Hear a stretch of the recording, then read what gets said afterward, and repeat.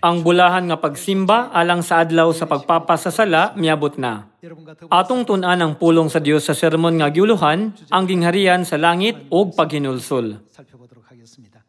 Mao kini ang panghapon nga pagsimba sa adlaw sa pagpapasasala. Labaw sa tanan, kita magpasalamat ug maghimaya sa langit nung Amahan ug sa langit nung Inahan nga maoy mitubos sa atong mga sala. Pinagi sa grasya sa Dios, kita, ang mga anak sa Sion, gipasaylo sa tanan natong sala, pinagi nining adlaw sa pagpapasasala. Lakip ang mga sala nga atong nahimo nga wala mahibaloi. Mga sala nga atong nahimo sa langit ug dinhi sa yuta, ug mga sala nga wala nato mahinumduman. Nining pagiha, kita mahimong mas puti kaysa niebe, putli ug limpyo, ug makabalik sa atong langitnong panimalay.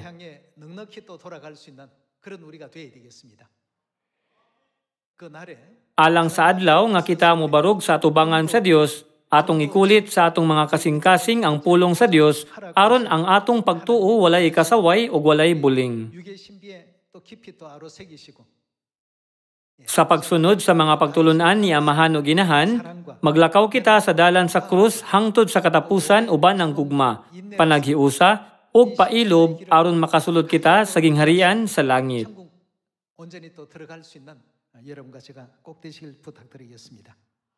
Atong ablihan ang Matthew chapter 4 verse 17. Atong tanawon ang verse 17. Sukad niadto si Jesus misugod pagwali nga nag-ingon, hinulsuli ang inyong mga sala kay hapit na maghari ang Dios. Adunay rason ngano nga kita kinahanglan nga mobiya sa gingharian sa langit ug moanhi nining yutaa.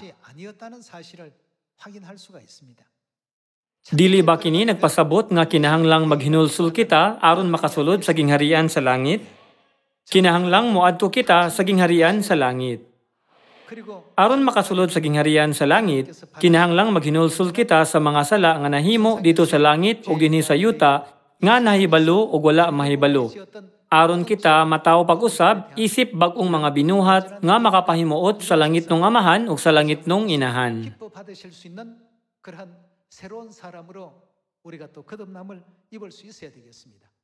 Pangitaon nato ang pipila ka mga bersikulo sa Biblia bahin niini. Una, ablihan natong tanan ang 1 John chapter 1 ug susihon ang pagtulunan sa Dios kung nganong kinahanglan kitang maghinulsol. Atong tanawon ang libro sa 1 John chapter 1.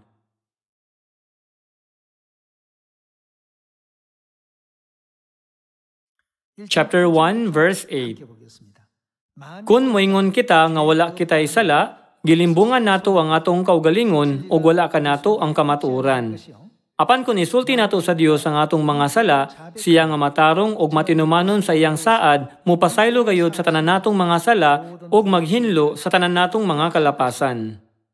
Kung moingon kita nga wala kita makasala, gipakabakakon nato ang Dios og wala nato dawata ang iyang pulong.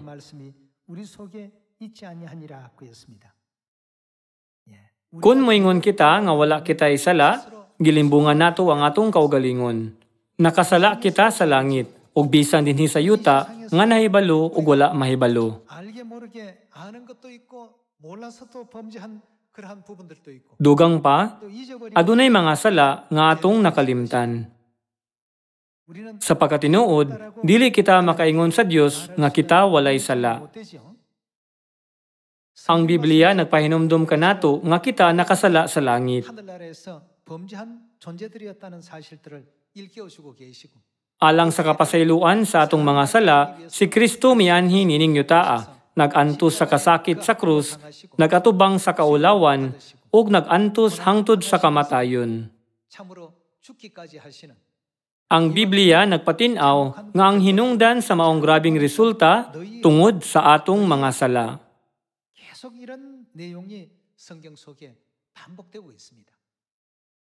Apan, kadtong wala makahinumdum sa ilang mga sala mahimong moingon, ako walay sala, nagkinabuhi ako nga matarong.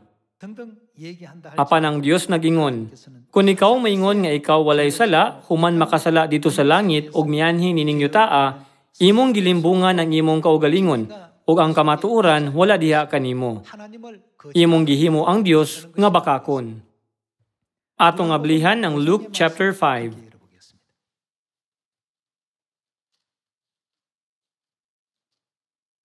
Luke chapter 5 verse 30. Ang pipila ka mga Parisiyo ug mga magtutudlo sa balaod nagbagulbol batok sa mga tinun-an ni Hesus. Nangutana sila, ngano nakikuban man kamo sa pagkaon o pag-inom sa mga maniningil sa buhis ug sa mga makasasala? Si Hesus mitubag kanila, ang mga tawo nga walay sakit wala magkinahanglag doktor, kundili ang mga masakiton lamang. Wala ako moanhi aron sa pagtawag sa mga matarong kundili sa mga makasasala. Unsa ang katuyuan sa iyang pagtawag sa mga makasasala? Aron maghinulsol sila.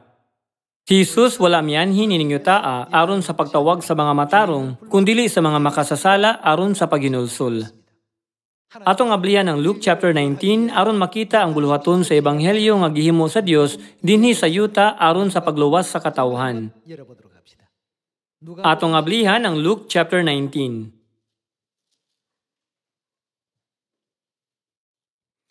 Sa Luke chapter 19 verse 10, si Jesus mingon, kay mianhi ang anak sa tao. Dili ba ang anak sa tao nagpasabot kang Jesus? Nganong mianhi si Jesus dinhi sa yuta? Ang anak sa tao mianhi sa pagpangita og unsa pa? Sa pagluwas sa nawala. Unsa ang rason nga siya mianhi sa yuta diha sa unod? Sa katapusan, siya mianhi aron sa pagiya kanato ngadto sa paghinulsol. Sa laing pagkasulti, kinsa man kita sa gingharian sa langit sa wala pa mianhi dinhi sa yuta? Dili ba klaro nga nakahimo kita og butang nga kinahanglan hinulsulan? Tungod kay nakasala kita sa langit ug ninaog dinhi sa yuta, si Jesus mianhi aron sa pagtawag sa mga makasasala sa paghinulsol. Kining tanan nga mga pulong sa Biblia kay mga pagtulunan sa Dios. Tungod lang kay nakalimtan na nato ang atong mga memorya gikan sa langit, dili kita makaingon, wala ko'y nahimong sala. Hinoon, angay natong dawato ng mga pagtulunan sa Biblia nga nakaamgo nga aduna kitay daotang kaagi sa langit. Busa, ang buhat sa paghinulsol kinahanglang mahitabo aron kita mapasaylo sa atong mga sala nga nahimo dito sa langit ug dinhi sa yuta.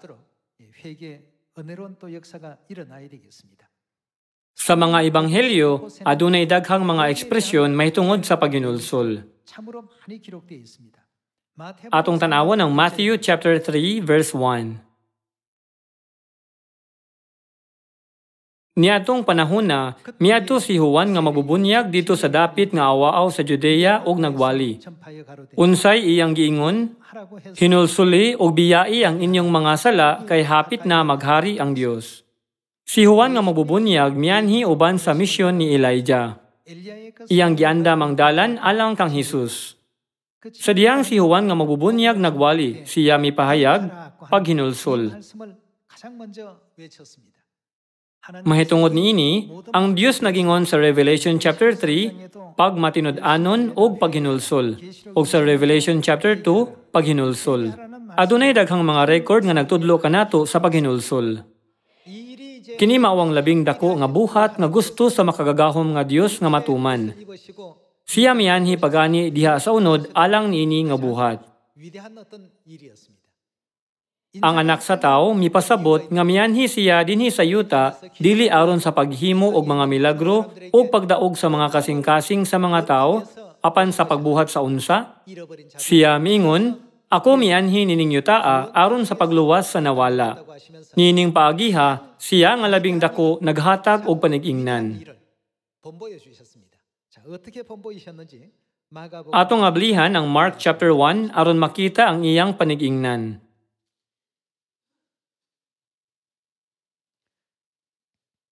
Mark chapter 1 verse 35.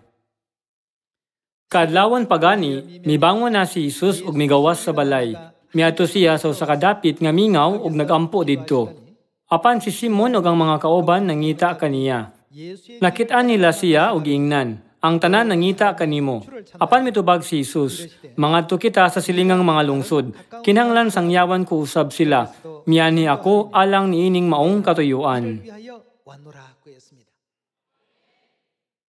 Sa Luke chapter 19 verse 10, siya miingon nga siya mianhi aron sa pagluwas sa nawala. Ug sa Mark, siya miingon nga siya mianhi aron sa pagsangyaw. Kung atong susihon kining mga pulunga, unsa ang labing importante nga buhat alang sa kaluwasan sa katawhan? Tungod kay nakahimo kita og dili maihap nga mga sala sa langit og mianhi nining yutaa, naginhanglan kita og paghinulsol. Unya, unsay angay natong buhaton aron maghinulsol? Karon, pangitaon nato ang tubag niini. Atong ablihan ang Luke chapter 15. Atong tanawon ang pulong sa Dios sa Luke chapter 15 verse 7. Luke chapter 15 verse 7.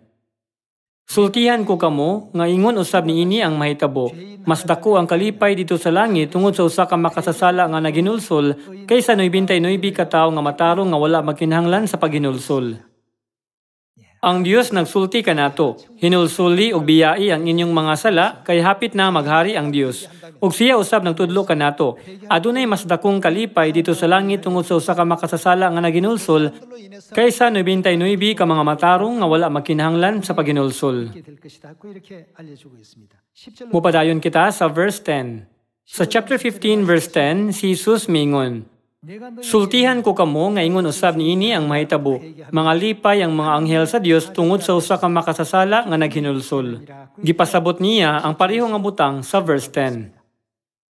Tungod kay ang paghinulsol gikinahanglan aron kita makasulod sa gingharian sa langit, ang pulong nga paghinulsol makita kanunay sa bag-ong kasabutan. Mianhi kita dinhi sa yuta human makahimo og usa ka butang sa gingharian sa langit. Si Jesus mianhi nining yutaa sa pagpukaw kanato aron kita makahinulsol. Kini nga kalibutan dili ang tanan, ang walay katapusan nga gingharian sa langit kay ang tinuod nga asa kita nahisakop. Aron sa pagtabang kanato sa paghinumdum sa mga panahon nga kita nagpuyo sa tanaman sa grasya uban sa Dios, aron kita makabalik didto, siya mianhi nining yutaa ug migiya kanato sa paghinulsol. Mao usab ang nahisulat sa Matthew chapter 4 verse 17. Hinulsuli ang inyong mga sala kay hapit na maghari ang Dios. Mahimong magunahuna ka. Wala ako'y nahimo nga mga sala. Apan sa simbahan, sila moingon paghinulsol. Ikaw usa ka makasasala. O kini nagpabati ka nako nga medyo katingad-an. Apan ang Dios wala maghisgot lamang bahin sa mga sala nining kalibutan na. Sa miaging kalibutan diin gikan si Jesus, nakahimo kita og butang nga nagkinahanglan og paghinulsol. Og si Jesus mianhi aron sa pagpukaw ug sa paggiya kanato ngadto sa paghinulsol. Mao nga ang Biblia nagpatin-aw sa katuyuan sa iyang pag-abot ingong pagtultol sa mga makasasala ngadto sa paghinulsol. Mao nga ang Isaiah chapters 53 ug 50 nagtudlo kanato nga tungod sa inyong mga sala ang inyong inahan gipapahawa. Ug tungod sa inyong mga sala ang inyong amahan gibunalan. Apan tungod niana mahimo kang mamaayo.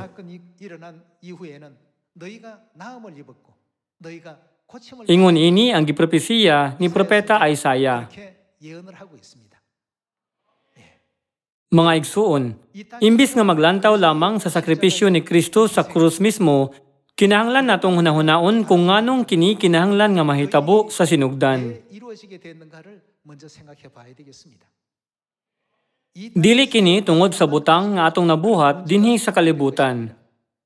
Tungod kay ang mga problema mitungha na sa miaging kalibutan, ang Dios mipasabot nga usa sa mga rason sa iyang pag-anhi dinhi sa yuta mao ang pagtultol sa langit ng mga makasasala ngadto sa paghinulsol.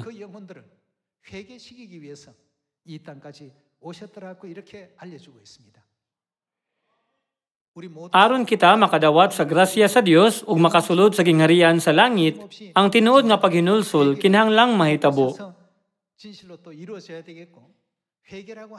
Ang paghinulsol mao ang pagtalikod gikan sa sala sa pagbudhi sa Dios, sa sala sa pagsalikway sa mga pagtulun-an ug mga balaod sa Dios ug sa sala sa pagkadili masinugtanon.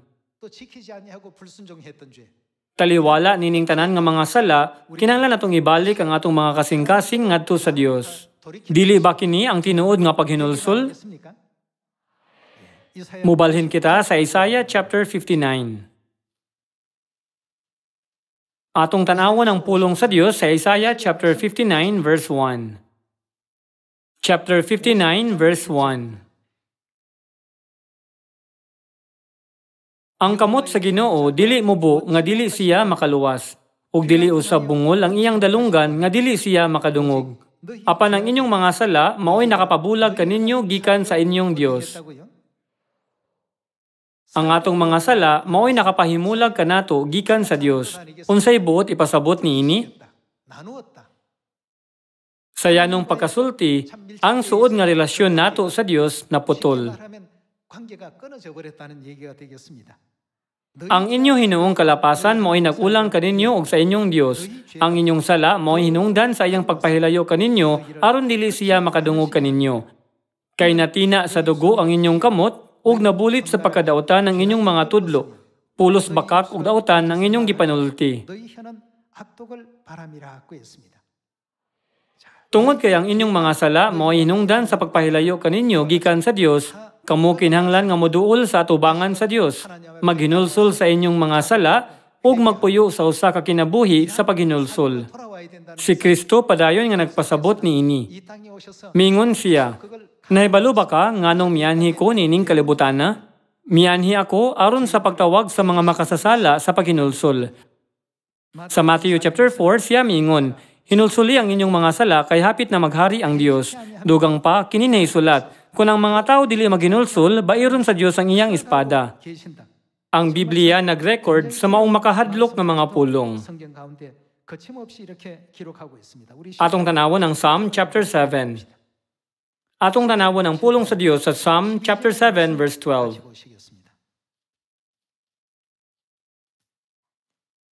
Psalm chapter 7 verse 12. Kung ang mga tao dili maghinulsol, bairon sa Dios ang iyang espada. Ang pana niya iyang giandam o gibingat. Giandam na niya ang iyang mga hinagiban nga lantip kaayo. Ang nagilaab nga udyong iya nang gitaod sa iyang pana. Unsay buhaton sa Dios niadtong dili maghinulsol? Atong tanawon ang libro sa 2 Thessalonians chapter 1 verse 7. Sa chapter 1 verse 7 kini nahisulat, "Ug papahulayon kamong nag-antos ingon manusab kami. Buhaton niya kini inigbalik sa Ginoong Hesus gikan sa langit kinuyugan sa iyang gamhanang mga anghel. Muanhi siya uban sa nagdilaab nga kalayo aron sa pagsilot niadtong wala muila sa Dios ug niadtong wala mudawat sa mayong balita mahitungod sa atong Ginoong Hesus." Kinsa kadtong wala mosunod sa ebanghelyo? Sila mao ang wala maghinulsol. Sila mao kadtong wala mobalik sa Dios. Balik ka nako, pinagi sa pagsaylo. Balik ka nako, pinagi sa adlaw ng ipapahulay. Unsaon na mo pagbalik kanimo? Palihog sultihi kami kung unsaon paghinulsol. Gipukaw sa Dios ang katawhan ngadto sa dalan sa pagbalik ngadto kaniya pinagi sa ebanghelyo. Unya, nganong silutan man katong dili mutuman sa ebanghelyo? Kinitungod kay wala sila maghinulsol. Ang Dios mihatag kanato og higayon og panahon sa paghinulsol ug naghatag sa mga kondisyon alang sa paghinulsol. Siya nag-antos sa daghang mga kalisdanan sulod sa 1,500 ka tuig ug pinaagi sa iyang dugo, iyang gitukod ang hingpit nga kamatuoran sa bag-ong kasabutan.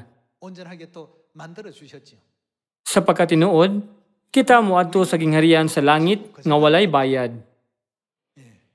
Ang langit nung amahan ug ang langit nung inahan milahutay sa tanang kasakit alang kanato.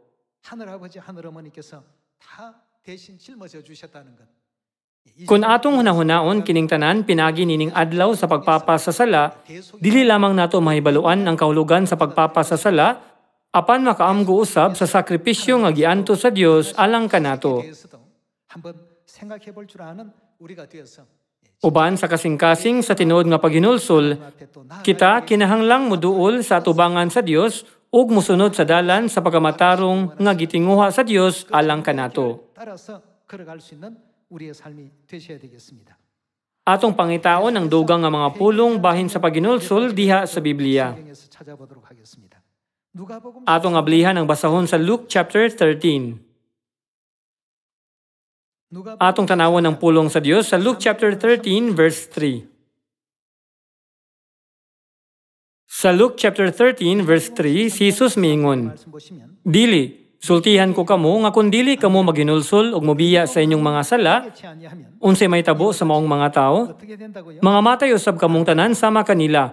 Mahitungod niya atong 18 nga nangamatay dito sa Siloam kay natumpagan sa tore, nagunahuna ba kamo nga kadto sila mas daotan pa kaysa tanang lumulupyo sa Jerusalem?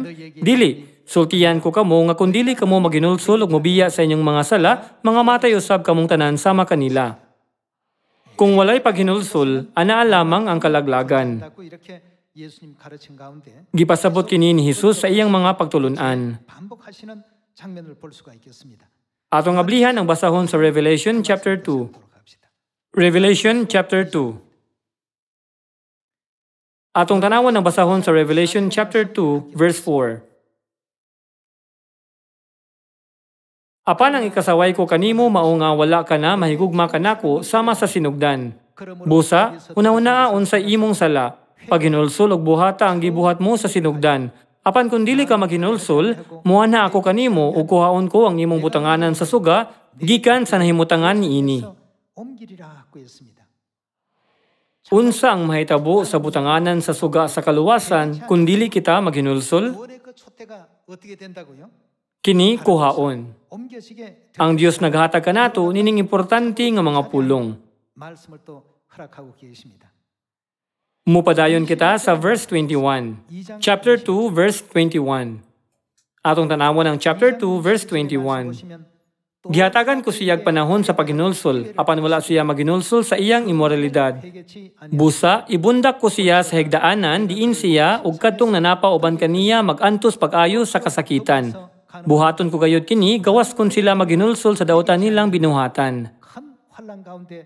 Patyon ko ang iyang mga anak, ug unya, ang tanang simbahan makaila, nga ako mao ang nasayod sa hunahuna ug sa kasing-kasing sa tao. Gantihan ko ang matagusakan ninyo, sumala sa inyong binuhatan." Mga igsuon, ang Biblia murag naglangkob lamang og malumo nga mga pulong. Apan ang Dios nagpakita usab sa iyang kaisog, ilabi na niadtong wala maghinulsol. Samtang atong makita nga iyang gigamit ang ingon ka seryoso nga ekspresyon,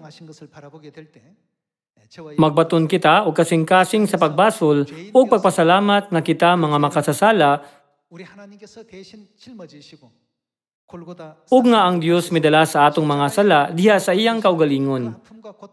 Mitunga siya sa Golgota ug gilansang sa krus alang kanato.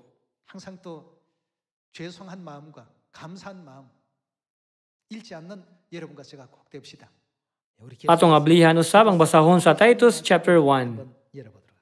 Titus chapter 1. Atong tanawon ang Titus chapter 1 verse 2. Sa Titus chapter 1 verse 2 kini naisulat, "Nga gipasika diha sa paglaom sa kinabuhing walay katapusan. Ang Dios nga dili gayud mamakak misaad kanato sa maong kinabuhi sukad pa sa sinugdan. Giunsa kini pagdala sa Dios ngadto sa kahayag? Gitugyan niya kanako ang mensahe ug ako kining gisangyaw tungod kay gisugong man ako sa Dios nga atong manluluwas." Mga igsuon, pamalandungon nato ang atong kaugalingon kung gipasagdan ba nato ang mga buluhaton nga gitugyan ni Amahan o Ginahan kanato. Tungod kay si Amahan o Ginahan nagtawag kanato sa pag-apil sa ilang dakong buhat, buhaton natong tanan ang atong labing maayo aron atong mapadayag ang himaya sa Dios sa tibuok kalibutan nining bulahan nga tuig. Dugang paniana, isip mga miyembro sa langitnong pamilya, dili na kita mahimong ulipon sa sala o malambigit sa sala, aron matinud-anon kitang makatuman sa papel sa asin o kayag sa kalibutan ug mahimong sama sa maayong Samaryanhon.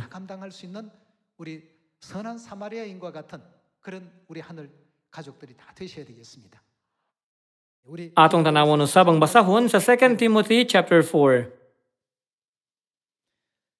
Atong tanawon ang pagtulunan sa Dios sa 2 Timothy chapter 4 verse 1. Sa 2 Timothy chapter 4 verse 1 kini nahisulat, sa atubangan sa Dios ug ni Kristo Jesus nga mao'y maghukom sa tanang tawo, buhi o patay, tungod kay mobalik man siya aron paghari, awhagon ko ikaw. Unsay angay natong buhaton? Kita gihatagan og katungdanan sa pagsangyaw sa pulong sa Dios. Awhagon ko ikaw. Pagkugi kanunay sa pagwali sa mensahe sa tanang panahon gayud. Sa yanong pagkasulti, sa pagwali sa mensahe sa tanang panahon, nagkahulugang sa kanunay. Iwali ang pulong dili lamang kung adunay higayon, kundili sa kanunay. Gusto sa Dios nga ihatag ang labing halangdon nga panalangin sa iyang katawhan. Pinaagi sa adlaw sa pagpapasasala, atong sabton ngano nga si Jesus mingon, hinulsuli ang inyong mga sala kay hapit na maghari ang Dios, ug nganong iyang gisangyaw ang ebanghelyo ngadto sa tanang katawhan. Nang hinaot ako nga kita hingpit nga makasunod sa tanang mga balaod ug mga regulasyon sa bagong kasabutan ug sa sugo ni amahan o ginahan, dali ngari. Aron kita mahimong tinuod nga mahinulsulon nga langit ng mga anak, nga matinud-anong musunod bisan asa sila muadto. Naningkamot kamo pag-ayo sa pagampo matag buntag o gabi sulod sa napulo ka adlaw. Nang hinaot ako nga ang tanan natong langit ng mga miyembro sa pamilya magpuyo og nindot nga kinabuhi sa paghinulsol upan na pagkamasinugtanon sa pulong sa Dios. Pinagi niini gusto na kong tapuson ang sermon. Daghang salamat.